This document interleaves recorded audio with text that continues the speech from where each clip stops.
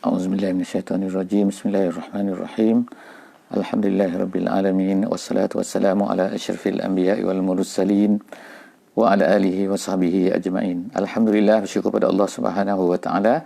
Sekali lagi kita pada pagi ini kita dapat bersama-sama dalam sesi Quran, dalam sesi tadabbur Quran, dalam sesi tafsir ringkas daripada setiap muka surat Al-Quran. Alhamdulillah, pada pagi ini kita akan bersama-sama dalam muka surat 407 daripada surah Ar-Rum, insya-Allah, daripada surah Ar-Rum, iaitu juzuk 21, dan ayat yang akan kita baca pada hari ini adalah ayat 25 daripada surah Ar-Rum sehingga ayat 32, insya-Allah. Jadi kita masih lagi bersama-sama dalam surah Ar-Rum. Jadi sebagaimana yang telah kita sebutkan dalam sesi sebelum daripada ni, sesi semalam secara khususnya, iaitu sesi pada muka surat 406, kita telah sebutkan bahawa surah Ar-Rum ini tema utamanya adalah menceritakan tentang tanda-tanda, iaitu tanda-tanda. Sebab itulah di dalam surah Ar-Rum ini perkara yang banyak yang disebutkan, yang tidak disebutkan di dalam secara berulang kali di dalam ayat yang lain ialah wa min ayatihi. Jadi Allah Subhanahu wa taala sebutkan wa min ayatihi, iaitu artinya apa? Di antara tanda-tandanya. Tanda-tandanya iaitu apa? Iaitu tanda-tanda kebesarannya, tanda-tanda kehebatannya, tanda-tanda kewujudannya, tanda-tanda kebesaran Allah Subhanahu wa taala, dan macam-macam lagi, semuanya ada di dalam surah ini. Dan surah inilah yang paling banyak sekali menyebutkan tentang wa min ayatihi. Jadi alhamdulillah kita berada dalam surah Ar-Rum pada pagi ini, dan insya-Allah jangan lupa insya-Allah kita akan bermula pada pukul 6.05 ataupun lebih kurang plus minus, insya-Allah. Diharapkan kita dapat bersama-sama. Siapa yang ingin ataupun boleh mengikut secara live, masya-Allah, itu adalah yang terbaik. Dan sesiapa yang tidak dapat mengikutinya secara live, boleh mengikutinya insya-Allah secara selepasnya, iaitu boleh melihat sama ada di Facebook ataupun juga di YouTube, insya-Allah. Kita akan baca insya-Allah sedikit daripada ayat ini. A'udzubillahi minasyaitonirrajim. Bismillahirrahmanirrahim. Wa min ayatihi an taqumas samaa'u wal ardh أن تقوم السماء والأرض بأمره ثم إذا دعاكم دعوة من الأرض إذا أنتم تخرجون. صدق الله العظيم. Jadi pada ayat ini secara keseluruhannya ialah Allah Subhanahu Wa Taala akan menceritakan di antara tanda-tanda kebesarannya, tanda-tanda kewujudannya, lagi disambung daripada apa yang telah diceritakan sebelum daripada ini. Jika dihitung mengikut sebahagian daripada ahli tafsir, bermula daripada Allah Ta'ala sebutkan tentang tanda-tanda ini sampai kepada sini ni, pada ayat 25 dan juga ayat 26, ada 10 perkara. Jadi insya-Allah kita boleh kira sendirilah, insya-Allah. Kita kira, cari sampai 10. Mana 10 ni kan? Jadi ada 10 benda dah Allah Ta'ala sebutkan. Dan pada kali ni dalam muka surat ini Allah Ta'ala sambung lagi. Apakah perkara-perkara tersebut?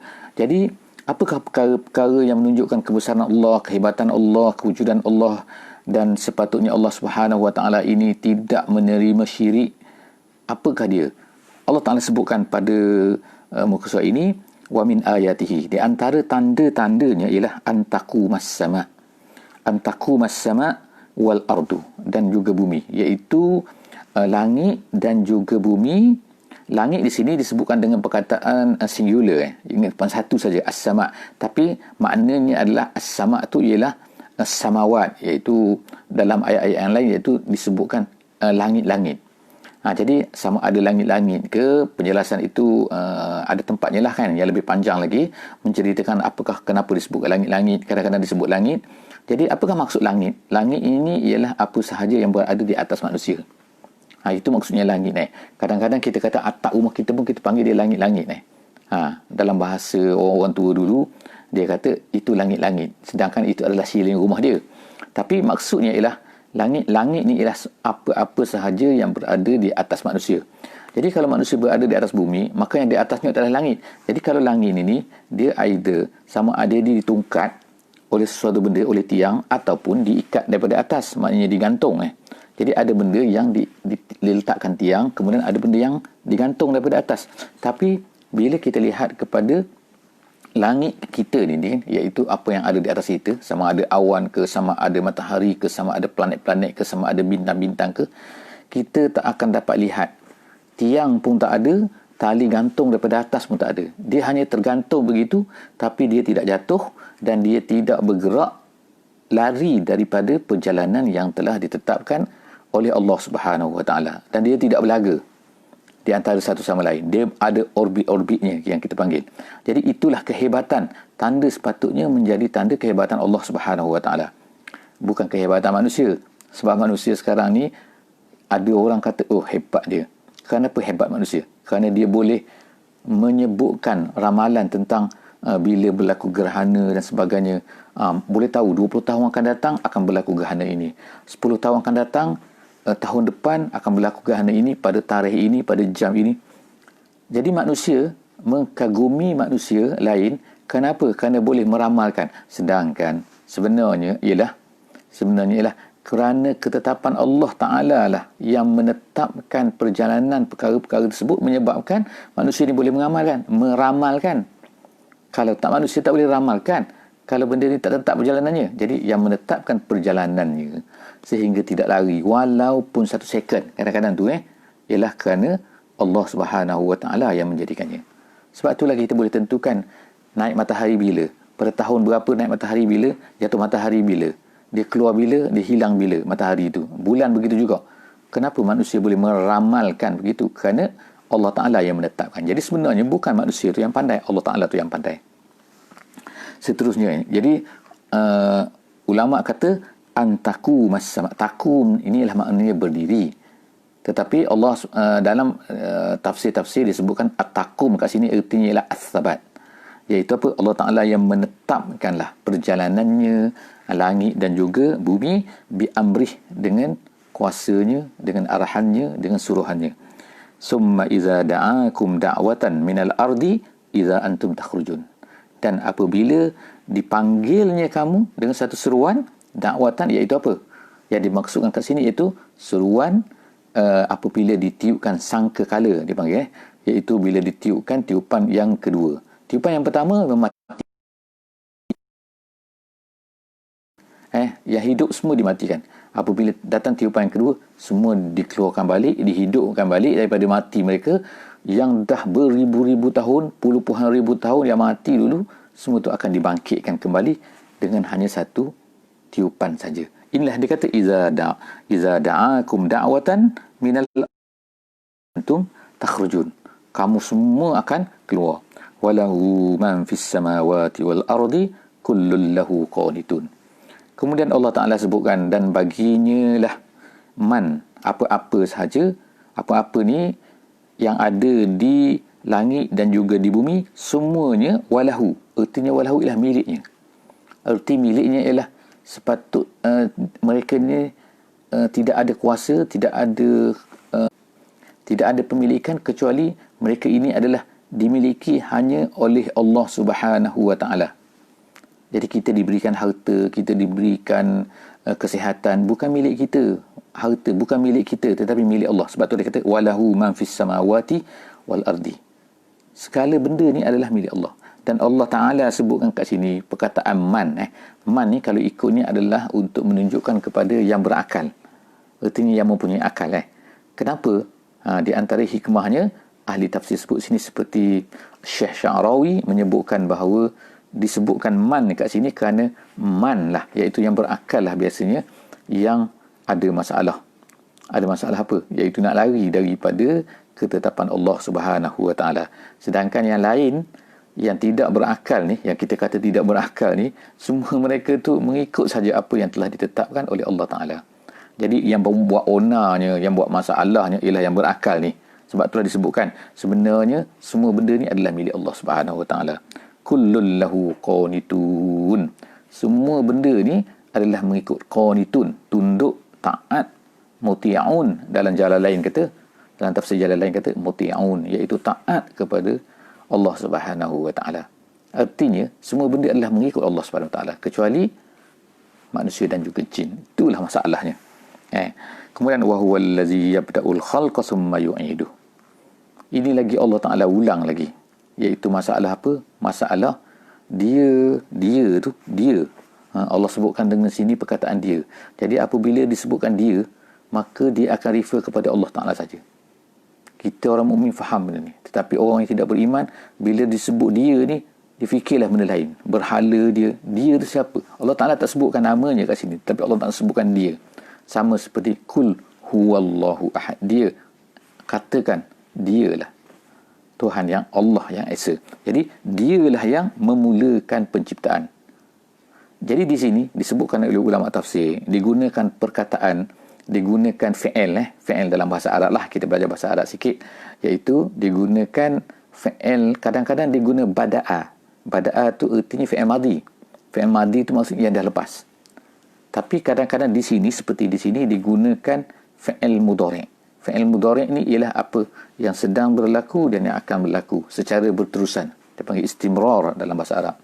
Jadi kenapa digunakan kadang-kadang bada'a? Jadi bila disebutkan bada'a, menunjukkan bahawa disebutkan Allah Ta'ala yang menciptakan dulu, iaitu Nabi Adam AS, permulaan. Kemudian kenapa kadang-kadang dia gunakan yabda'u? Yabda'u ni dia nak menunjukkan bahawa benda ni berlaku pada setiap hari, setiap masa dan berterusan sampailah kepada kiamat. Jadi sebab itulah Allah Ta'ala sebutkan bahawa dialah yang menciptakan berterusannya penciptaan ini, kemudian dialah yang mengembalikan balik. Mencipta maknanya mati semula. Kemudian wahwa ahwanu alaih. Wahwa ahwanu alaih maknanya kalau dia yang menciptakan daripada tiada kepada ada dan kemudian dia tiadakan balik, maka itu adalah lebih mudah lagi untuk dibangkitkan semula daripada, sebab dia dah ada. Walaupun di sini digunakan ismu tafdil, kata ism tafdil ni ataupun fi'il tafdil ni ahwan ni maknanya apa, macam akbar tu lebih besar, jadi seolah-olahnya macam lebih mudah. Tetapi bagi Allah Subhanahu wa taala sama saja artinya apa, iaitu dia menciptakan kemudian dia tiada, ataupun dia menciptakan daripada tiada kepada ada, kemudian dah ada kepada tiada, kemudian daripada ada tiada kepada ada. Semua tu untuk manusia memang kita katakan lebih mudah. Macam kita buat barang tiruan, yang susahnya ialah R&D tu susah, starting tu, nak buat mula-mula tu. Tapi apabila dah ada, tiru sajalah yang selepas tu. Jadi sebab tu lahirnya barang tiruan tu lebih murah. Sebab apa? Dia hanya tiru saja. Jadi kalau ikutnya dari segi manusianya, ianya ada ahwan artinya lebih mudah untuk ditiru daripada nak starting buat daripada tak ada tu. Jadi Allah SWT sebut sini, bukanlah bagi Allah Ta'ala tu, dia ni maknanya lebih mudah bagi dia. Bagi Allah Ta'ala sama saja. Cuma Allah Ta'ala sebutkan kat sini adalah untuk memberi gambaran. Kalaulah manusia, artinya maknanya dia lebih mudah. Jadi kalau manusia ni tak boleh terima juga, tak boleh terima ni kan, bahawa Allah Ta'ala ni, kalau, jadi antara benda yang manusia susah nak terima ni, ialah apa? Iaitu kata, takkanlah mati hidup balik. Macam mana Allah Ta'ala daripada tulang-tulang nak hidupkan balik? Itulah isu dia, masalah dia. Masalah manusia merasa susah nak hidupkan balik. Sedangkan Allah Ta'ala kata, kalau kamu manusia pun mudah untuk dihidupkan balik, nak jadikan satu benda yang dah ada, jadi apatah lagi Allah Subhanahu Wa Ta'ala. Gitu. Kemudian jadi Allah Ta'ala kata apa kat sini?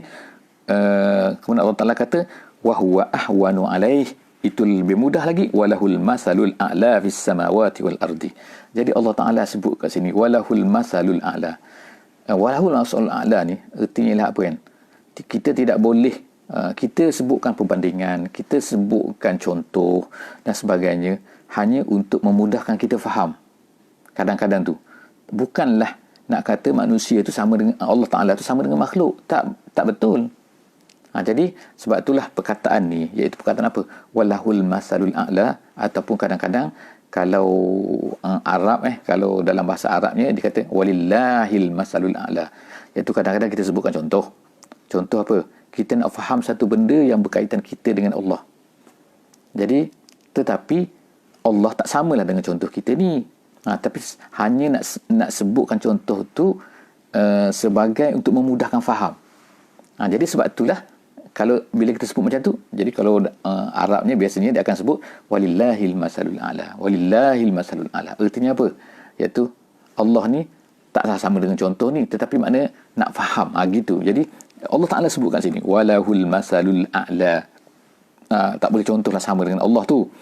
Fis samawati wal ardi, di langit dan juga di bumi. Wa huwal azizul hakim. Dia maha perkasa dan dia maha hakim. Seterusnya, darabalakum masalam min anfusikum. Jadi untuk nak bagi faham lagi ni, Allah Taala sebutkanlah ni contoh lagi ni. Jadi sebut tu dia kata wa darabalakum masalam min anfusikum. Allah Taala nak sebutkan contoh pada diri kamu sendiri. Iaitu apa? Nak contohkan bahawa sebab manusia ni sibuk sangat nak syirik. Jadi Allah Taala sebut sini. Iaitu apa? Halakum mimma malakat aymanukum min syuraka fima razaqnakum fa antum fihi sawa. Kemudian takhafunahum ka khifatikum anfusakum kadzalika nufassilul ayati liqaumin yaqilun. Saya bawa contohlah mudah kat sini untuk fahamkan ayat ni kan. Iaitu Allah Taala ni nak menceritakan tentang kalau kita ada hamba. Ini cerita kalau kita ada hamba lah. Kalau tak hamba pun sekarang ni bukan kita kata orang gaji ke dan sebagainya kan. Orang gaji ataupun hamba ni Allah Ta'ala sebutkan sini contohnya ialah kamu dan orang gaji kamu. Kemudian kamu ada harta. Nak tak kamu ni sharekan harta kamu ni dengan orang gaji kamu, dengan hamba kamu ni, dan kamu ni memiliki sama dengan dia tu. Dahlah harta tu harta kamu. Kemudian kamu share dengan dia. Dan kemudian kamu takut nak buat apa-apa terhadap harta kamu ni kecuali mesti dapat izin daripada dia dulu. Adakah macam tu? Jadi, nak faham. Takkanlah jawapan dia, takkanlah macam tu. Dia tu hamba aku. Kemudian, itu adalah milik aku. Kemudian, takkanlah dia nak rasa benda tu sama milik dengan aku dan dia milik bersama-sama, berkongsi. Kemudian pula tu, aku takut nak buat apa-apa pada harta ini, pada barang ini, kecuali dapat izin daripada dia. Jadi kan tak logik. Jadi ertinya tak logik tu apa? Ertinya lah macam itulah Allah Subhanahu Wa Taala. Walillahil masalul a'la. Kita sebut macam tu kan. Kita sebut mana Allah tu contoh dia taklah macam itu, hanya contoh saja kan untuk gambar, untuk faham. Jadi takkanlah. Jadi semua kita ni adalah hamba Allah Subhanahu Wa Taala. Semua ada yang di dunia ni di alam ni semua adalah makhluk Allah Subhanahu Wa Taala. Takkanlah kita nak syirikkan, nak sharekan dengan Allah Subhanahu Wa Taala sedangkan ni barang dia. Jadi barang dia tak boleh terimalah benda ni. Allah Ta'ala tak boleh terimalah. Jadi sebab itulah kena keikhlasan. Keikhlasan tu apa? Maknanya nge-pure hanya untuk Allah Ta'ala. Mukhlisina lahuddin. Agamanya hanya untuk Allah Subhanahu Wa Ta'ala. Penyerahan hanya kepada Allah Ta'ala. Tak boleh campur-campur lagi. Jadi orang Arab Quraisy dulu kan. Kalau mereka ni talbiyah. Talbiyah haji. Talbiyah umrah tu, labbaik Allahumma labbaik tu, labbaik la syarika lak labbaik. Kita tahun ni haji tak ramai lah kan tapi kalau talbiyah tu, maksud talbiyah tu apa? Iaitu kita pun ucapan labbaik Allahumma labbaik, ya Allah aku menyahut seruanmu, labbaik la syarika lak labbaik, ya Allah aku menyahut seruanmu, tidak adalah syirik bagimu. Tetapi kalau orang Quraisy dulu dia talbiyah juga. Maksud dia buat haji tu. Tapi talbiyah dia kata apa? Labbaik Allahumma labbaik, labbaik la syarika lak labbaik, illa syarikan lak. Pula dia tambah macam tu. Dia kata apa? Tidak adalah syirik bagi kamu, melainkan syirik yang engkau terima. Ada pula syirik yang kau terima, yang kau sesuai untuk kau dan sebagainya. Macam-macam itulah mengarutnya orang Arab Quraisy semasa zaman Nabi sallallahu alaihi wasallam. Jadi Allah Taala sebutkan kadzalika nufassilul ayati liqaumin yaqilun. Allah Ta'ala sebutkan benda ni, detailkan benda ni, ceritakan benda ni bagi orang-orang yang nak berfikir. Kemudian wattaba'al ladzina zalamu ahwa'ahum bighairi ilmin. Tapi Allah Ta'ala dah cerita macam ni semua benda. Mereka tak nak terima juga, mereka nak ikut juga hawa mereka ni. Sebab tu dia kata balik taba'al ladzina zalamu, orang-orang yang zalim ni nak mengikut juga hawa nafsu mereka bighairi ilmin, tanpa ilmu. Faman yahdi man adullallah. Dah kalau dah nak Allah Taala dah nak macam mana kan dah tetap dah ketetapan dia dah nak jadi sesat, siapa lagi nak dapat memberi petunjuk kepada dia lah. Maknanya kalau kita ini Allah Taala nak tasliyahkan tasliyahkan Nabi, tasliyah tu makna menghiburkan para pendakwah kan. Kadang-kadang kita mengajak orang kepada Islam, kadang-kadang kita mengajak orang kepada benda baik, tapi mereka tak nak terima juga. Jadi Allah Taala hiburkanlah ini kan. Dah kalau Allah Taala dah tetap dah macam tu, nak macam mana? Makna kita usaha. Apa yang Allah Taala wajibkan pada kita ialah kita berusaha untuk mengenalkan manusia ni kepada Islam. Kalau mereka, tapi syarat dia ialah kena usaha. Usaha ni masalah ni, iaitu kebanyakan daripada kita tidak berusaha.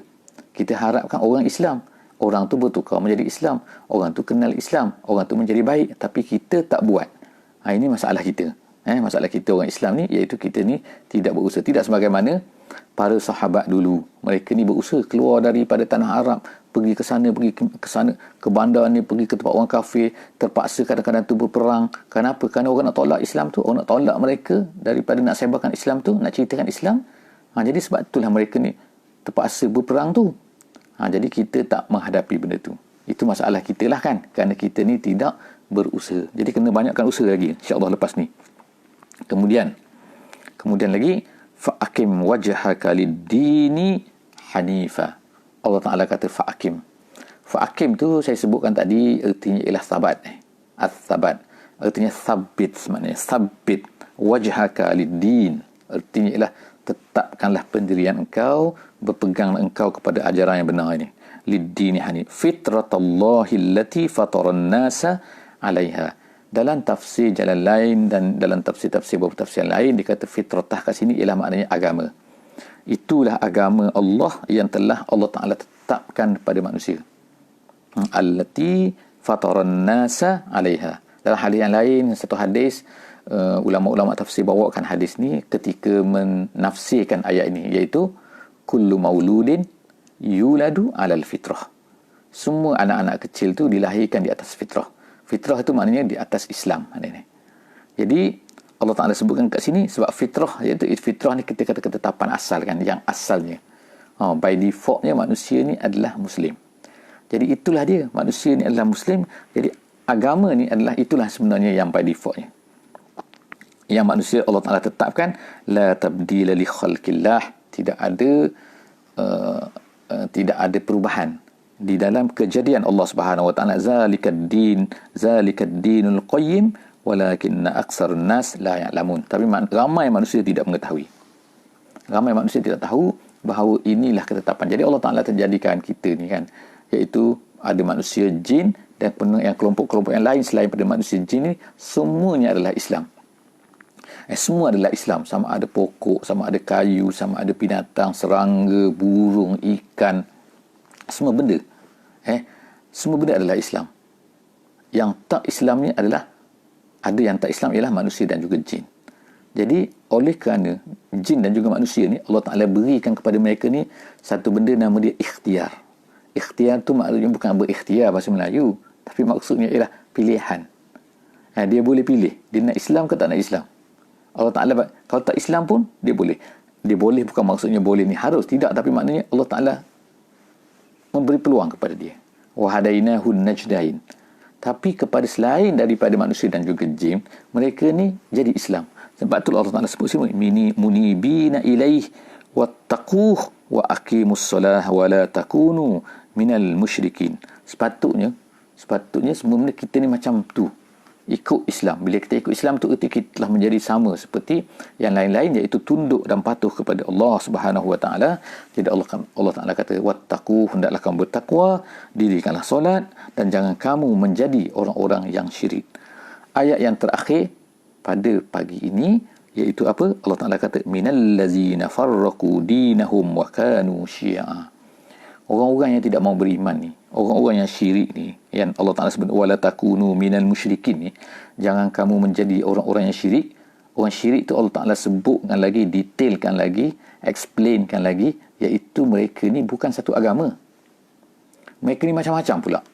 Kita tengoklah sekarang kan, ada sembah patung berhala, ada sembah 100 patung, ada sembah salib, ada sembah macam-macam ada beribu-ribu agama. Wallahualam, mungkin kita nak kata berjuta ke, wallahualam kan. Tapi maknanya ada beribu-ribu jenis pula ni orang-orang yang syirik ni. Jadi mereka yang syirik ni, sebab tu Allah Ta'ala kata, farraqu dinahum. Din mereka ni macam-macam. Wa kanu syi'a. Dan mereka ni pula ni berbagai bentuk. Tapi kita kumpulkanlah. Mereka ni kafir lah kan, semua tu kan. Mereka adalah kafir yang tidak beriman kan. Tapi mereka sendiri ni pula macam-macam grup. Macam-macam style. Dan kemudian Allah Ta'ala sebut sini, kullu hizbin bima ladaihim farihun. Dan setiap grup ni pula ni, grup yang kafir ni, yang tak beriman ini, semua mereka ni pula gembira dengan apa yang ada pada mereka tu. Iaitu mereka seronok, mereka tak ada masalah. Setiap mereka ni kata ini betul, mereka ni dia kata ini betul. Last sekali datanglah orang barat, datanglah dia kata demokrasi lah, human right dan sebagainya. Dia kata ini adalah isu peribadi setiap masing-masing, isu personal, kita tak boleh kacau. Jadi isu agama ni terpulanglah kepada dia. Jadi bagi kita isu agama ni bukannya terpulang. Kita kena memperkenalkan Islam ini kepada orang. Kita kena ceritakan kepada dia. Mereka tak nak terima, itu cerita lain. Tapi kita, tanggungjawab kita sebagai orang Islam, kita perkenalkan. Ini bukan isu personal. Sebab apa? Sebab semua manusia, semua makhluk ni adalah hamba kepada Allah. Diciptakan oleh Allah. Sepatutnya mereka kenal Tuhan mereka. Kalau mereka tak kenal, kita kena perkenalkan. Kalau mereka tak terima, itu terpulanglah pada mereka setelah kita memperkenalkan kepada mereka. Jadi itulah nama dia, dakwah yang mubin, dakwah yang menjelaskan, ataupun nazirum mubin. Nazir iaitu memberi peringatan yang mubin, yang jelas. Jadi setakat tu pada pagi ni, insya-Allah jumpa lagi di sesi-sesi selepas daripada ni pada muka surat 408, insya-Allah. Kalau tak ada arah melintang, pukul 6.05 pagi, 6.05 setiap pagi, insya-Allah kita akan bersama-sama. Aku qouli hadza wa astaghfirullahal azim li wa lakum. Wassalamualaikum warahmatullahi wabarakatuh. Subhanakallahumma wa bihamdik, nashhadu an la ilaha illa anta, nastaghfiruka wa natubu ilaik. Bismillahirrahmanirrahim. Wal 'asri innal insana lafi khusr illa allazina amanu wa 'amilus solihat wa tawasaw bil haqqi wa tawasaw bis sabr.